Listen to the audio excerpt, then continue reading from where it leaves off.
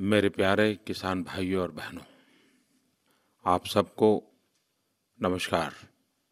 ये मेरा सौभाग्य है कि आज मुझे देश के दूर सुदूर गांवों में रहने वाले मेरे किसान भाइयों बहनों से बात करने का अवसर मिला है।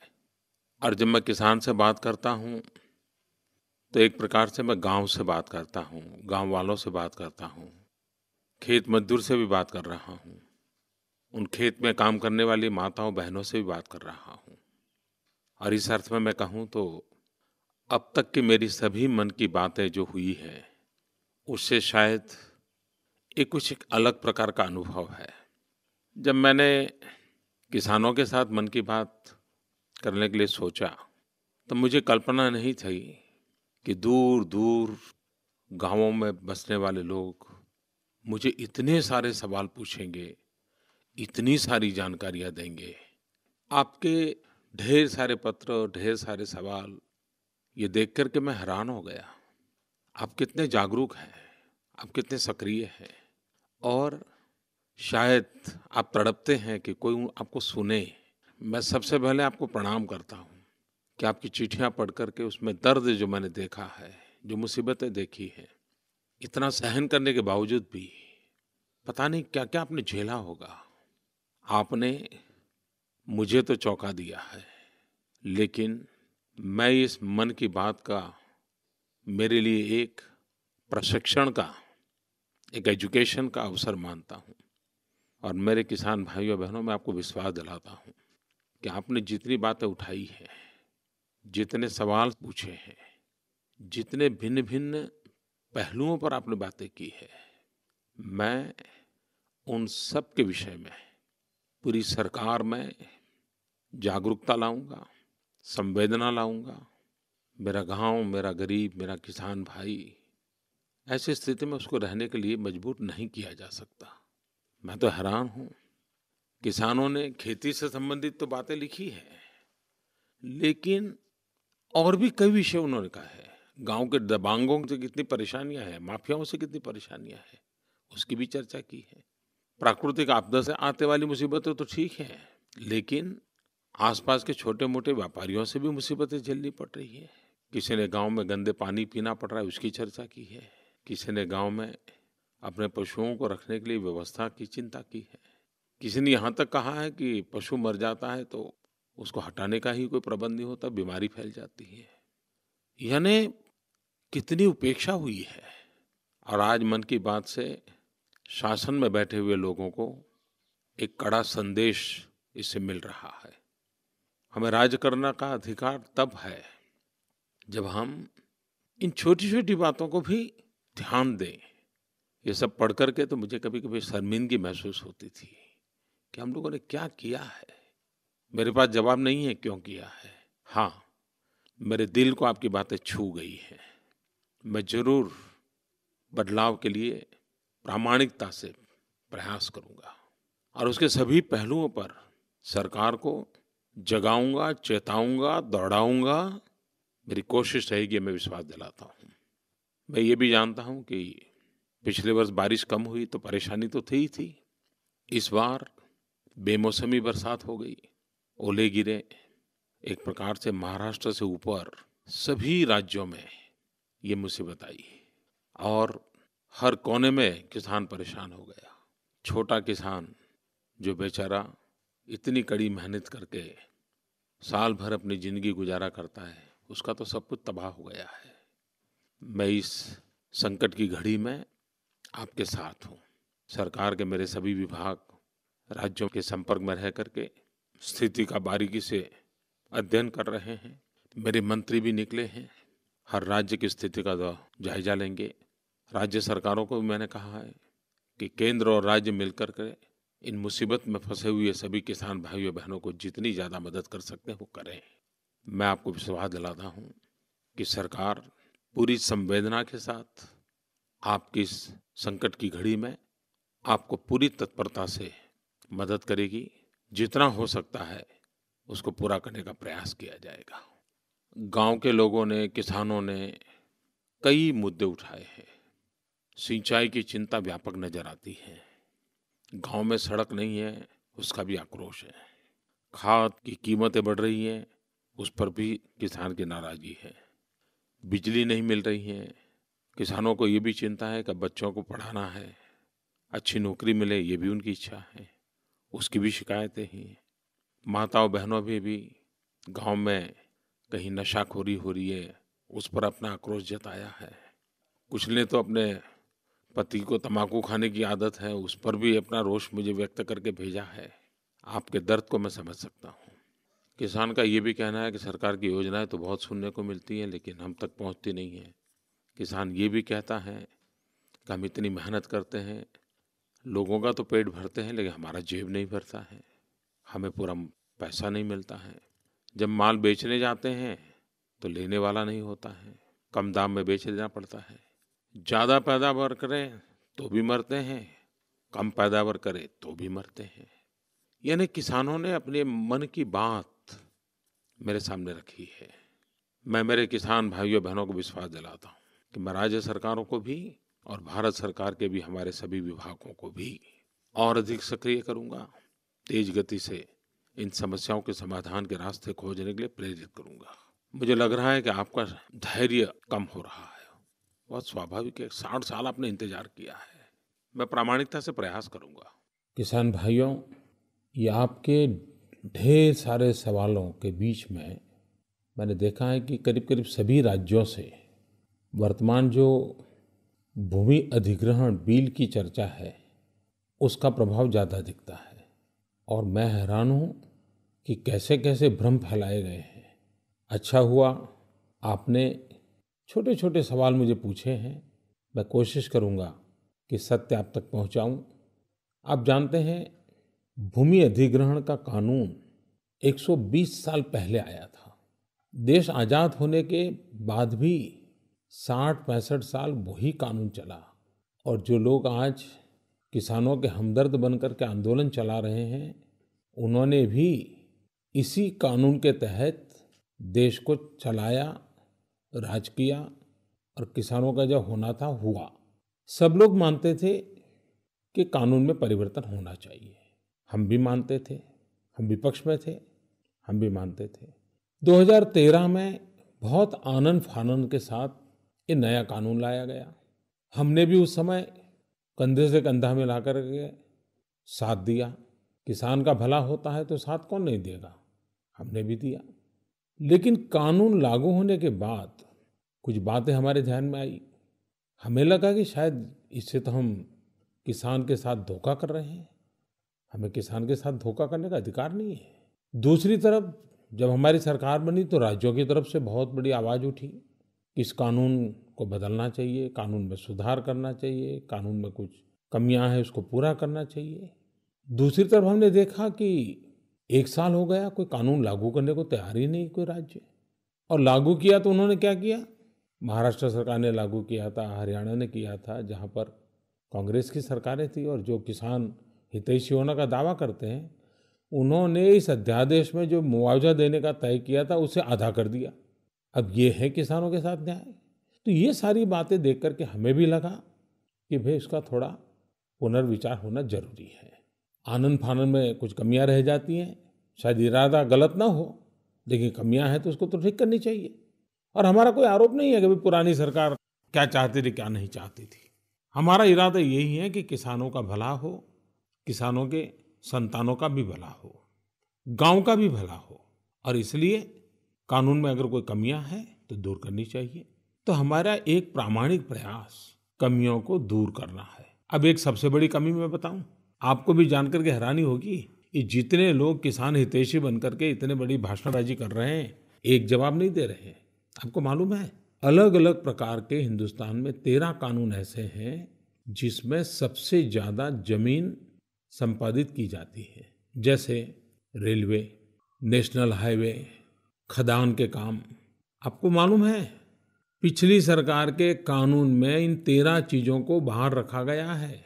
बाहर रखने का मतलब ये है कि इन 13 प्रकार के कामों के लिए जो कि सबसे ज्यादा जमीन ली जाती है, उसमें किसानों को वही मुआवजा मिलेगा जो पहले वाले कानून से मिलता था।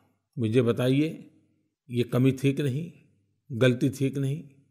हमने इसको ठीक किया और हमने कहा कि भाई इन 13 में भी भले सरकार को जमीन लेने की हो, भले रेलवे के लिए हो, भले हाईवे बनाने के लिए हो, लेकिन उसका मुआवजा भी किसान को 4 गुना तक मिलना चाहिए।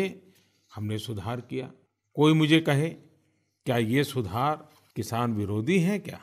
हमें इसलिए तो अध्यादेश लाना पड़ा। अगर हम अध्यादेश न लाते तो किसान की तो जमीन वो पुराने वाले कानून से जाती रहती, उसको कोई पैसा नहीं मिलता। जब ये कानून बना तब भी सरकार में बैठे लोगों में कईयों ने इसका विरोधी स्वर निकाला था। स्वयं जो कानून बनाने वाले लोग थे, जब कानून का रूप बना तो उन्होंने तो बड़े नाराज होकर के कहा दिया कि ये कानून न किसानों की भलाई के लिए है, न गांव की भलाई के लिए है, न देश की भलाई के लिए है।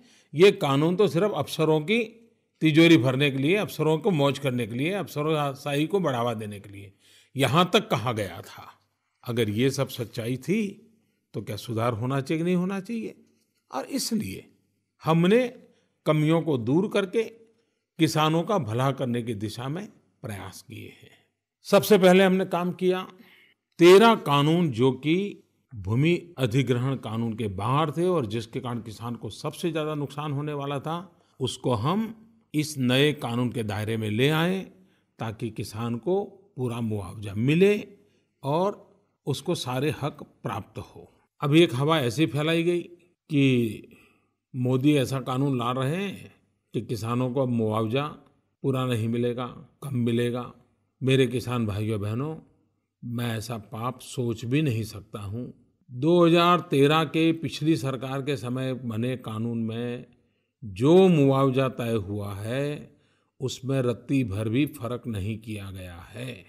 4 गुना मुआवजा तक की बात को हमने स्वीकारा हुआ है। इतना ही नहीं, जो 13 योजनाओं में नहीं था उसको भी हमने जोड़ दिया है। इतना ही नहीं, शहरीकरण के लिए जो भूमि का अधिग्रहण होगा उसमें विकसित भूमि 20% उस भूमि मालिक को मिलेगी ताकि उसको आर्थिक रूप से हमेशा लाभ मिले। ये भी हमने जारी रखा है। परिवार के युवक को नौकरी मिले, खेत मजदूर के संतान को भी नौकरी मिलनी चाहिए, ये भी हमने जारी रखा है। इतना ही नहीं, हमने तो एक नई चीज जोड़ी है। नई चीज ये जोड़ी है, जिला के जो अधिकारी हैं उसको इसने घोषित करना पड़ेगा कि उसको नौकरी किसको मिलेगी, किसमें नौकरी मिलेगी, कहाँ पर काम मिलेगा, ये सरकार को लिखित रूप से घोषित करना पड़ेगा। ये नई चीज हमने जोड़ करके सरकार की जिम्मेवारी को फिक्स किया है। मेरे किसान भाइयों बहनों, हम इस बात के आग्रही हैं कि सबसे पहले सरकारी जमीन का उपयोग हो, उसके बाद बंजर भूमि का उपयोग हो, फिर आखिर में अनिवार्य हो तब जाकर के उपजाऊ जमीन को हाथ लगाया जाए। और इसलिए बंजर भूमि का तुरंत सर्वे करने के लिए भी कहा गया है, जिसके कारण वो पहली प्रायोरिटी वो बने। एक हमारे किसानों की शिकायत सही है कि आवश्यकता से अधिक जमीन हड़प ली जाती है। इस नए कानून के माध्यम से मैं आपको विश्वास दिलाना चाहता हूं कि अब जमीन कितनी लेनी उसकी पहली जांच पड़ताल होगी, उसके बाद तय होगा कि आवश्यकता से अधिक जमीन हड़प न की जाए। कभी कभी तो कुछ होने वाला है, कुछ होने वाला है, इसकी चिंता में बहुत नुकसान होता है। ये सोशल इम्पैक्ट असेसमेंट के नाम पर अगर प्रक्रिया सालों तक चलती रहे, सुनवाई चलती रहे, मुझे बताइए ऐसी स्थिति में कोई किसान अपने फैसले कर पाएगा क्या? फसल बोनी है तो वो सोचेगा नहीं नहीं यार, पता नहीं वो निर्णय आ जाएगा तो क्या करूं, और उसके 2-2, 4-4 साल खराब हो जाएंगे और अफसरशाही में चीजें फंसी रहेगी। प्रक्रिया लंबी, जटिल, और एक प्रकार से किसान बेचारा अफसरों के पैर पकड़ने जाने के लिए मजबूर हो जाएगा कि साहब ये लिखो, ये मत लिखो, वो न लिखो। ये सब होने वाला है।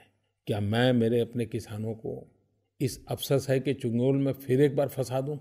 मुझे लगता है कि वो ठीक नहीं होगा। प्रक्रिया लंबी थी, जटिल थी, उसको सरल करने का मैंने प्रयास किया है।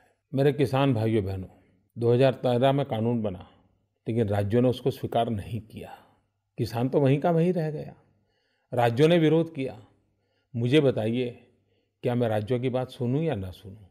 क्या मैं राज्यों पे भरोसा करूँ या ना करूँ? इतना बड़ा देश राज्यों पे अविश्वास करके चल सकता है क्या? और इसलिए मेरा मत है कि हमें राज्यों पर भरोसा करना चाहिए, भारत सरकार ने विशेष करना चाहिए। तो एक तो मैं राज्यों पर भरोसा करना चाहता हूँ।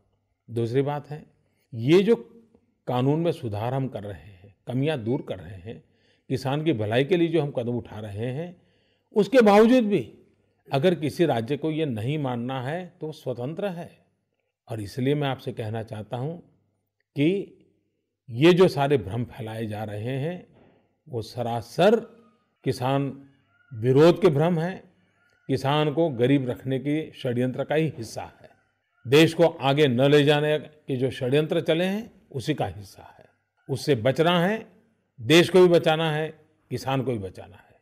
अब गाँव में भी किसान को पूछो कि भाई 3 बेटे हैं, बताओ क्या सोच रहे हो? तो वो कहता है भाई 1 बेटा तो खेती करेगा, लेकिन 2 को कहीं न कहीं नौकरी में लगाना है।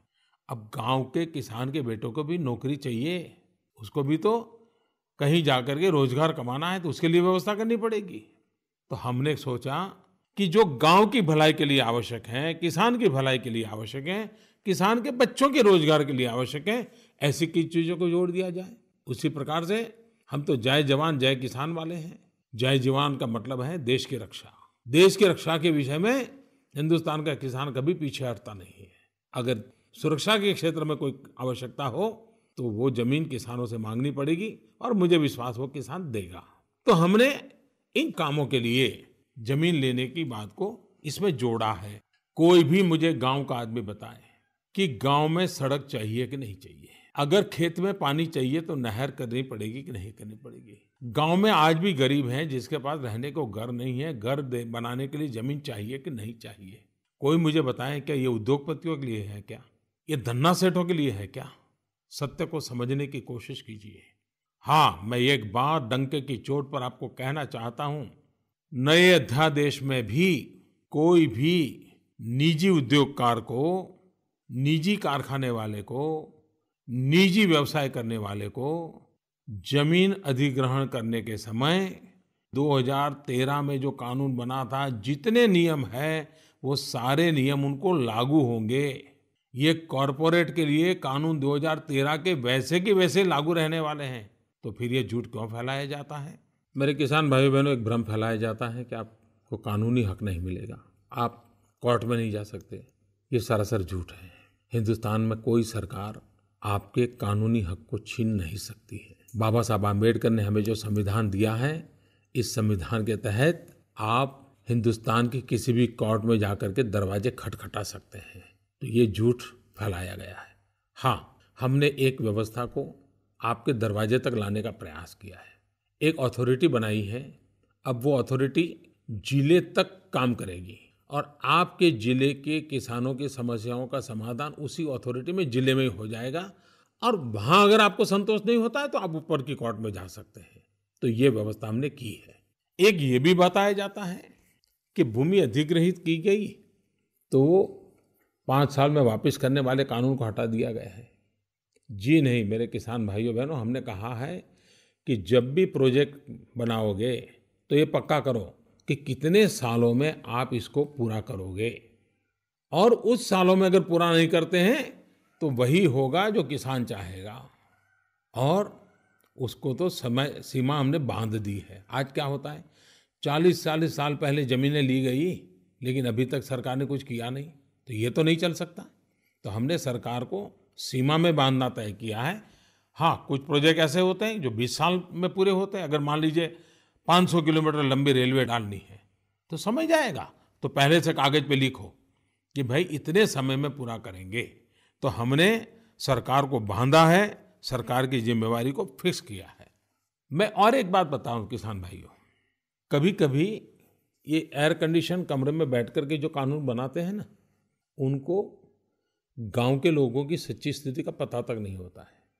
अब आप देखिए, जब डैम बनता है, जलाशय बनता है, तो उसका नियम ये है कि 100 साल में सबसे ज़्यादा पानी की संभावना हो, उस हिसाब से जमीन प्राप्त करने का नियम है।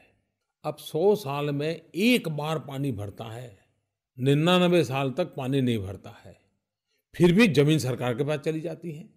तो आज सभी राज्यों में क्या हो रहा है कि भले जमीन कागज पे ले ली हो, पैसे भी दे दिए हो, लेकिन फिर भी वो जमीन पर किसान खेती करता है, क्योंकि 100 साल में एक बार जब पानी भर जाएगा तो 1 साल के लिए वो हट जाएगा।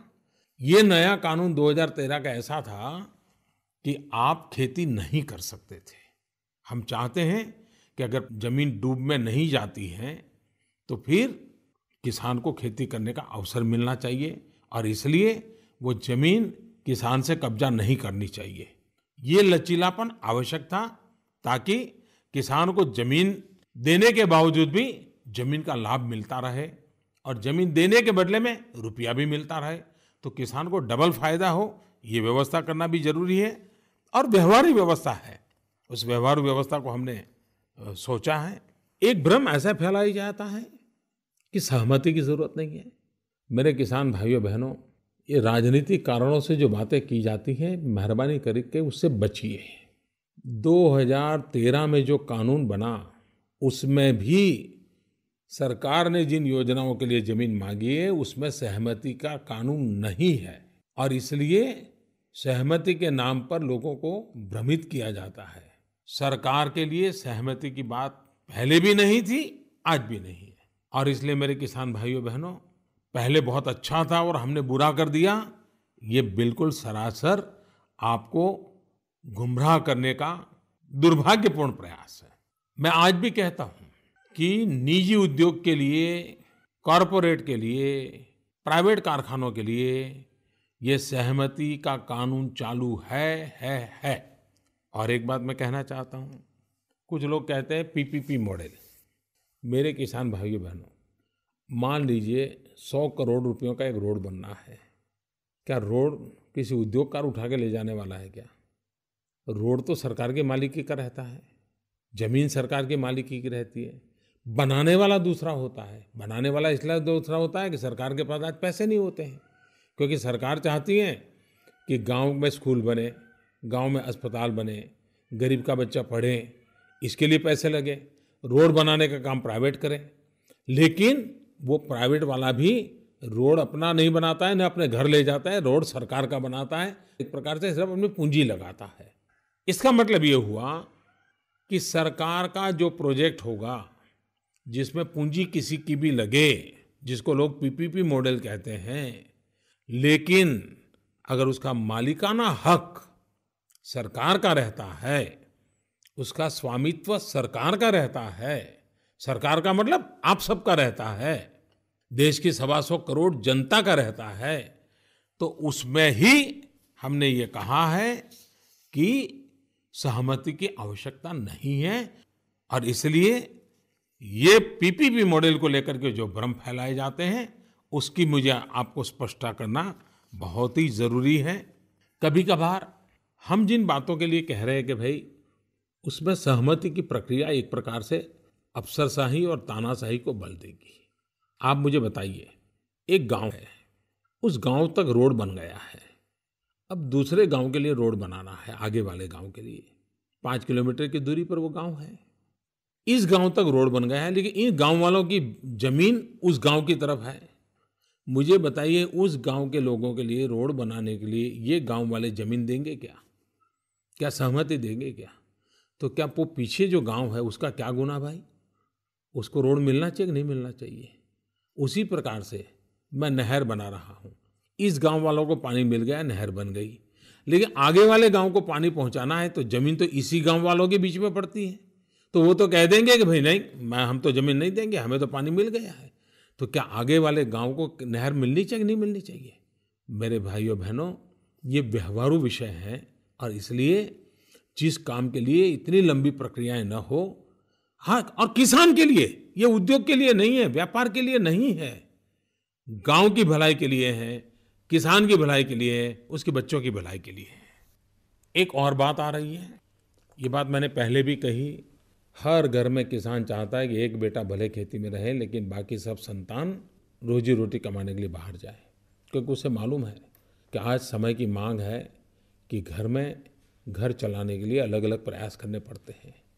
अगर हम कोई रोड बनाते हैं और रोड के बगल में सरकार इंडस्ट्रियल कॉरिडोर बनाती है, प्राइवेट नहीं। मैं सही फिर एक बार कहता हूँ, प्राइवेट नहीं, पूंजीपति नहीं, धन्ना सेठ नहीं, सरकार बनाती है, ताकि जब कॉरिडोर बनता है 50 किलोमीटर लंबा, 100 किलोमीटर लंबा, तो जो रोड बनेगा, रोड के 1 किलोमीटर बाएं, 1 किलोमीटर दाएं, वहां पर अगर सरकार कॉरिडोर बनाती है, ताकि नजदीक में जितने भी गांव आएंगे, 50 गांव, 100 गांव, 200 गांव, उनको कोई न कोई वहाँ रोजी रोटी का अवसर मिल जाए, उनके बच्चों को रोजगार मिल जाए।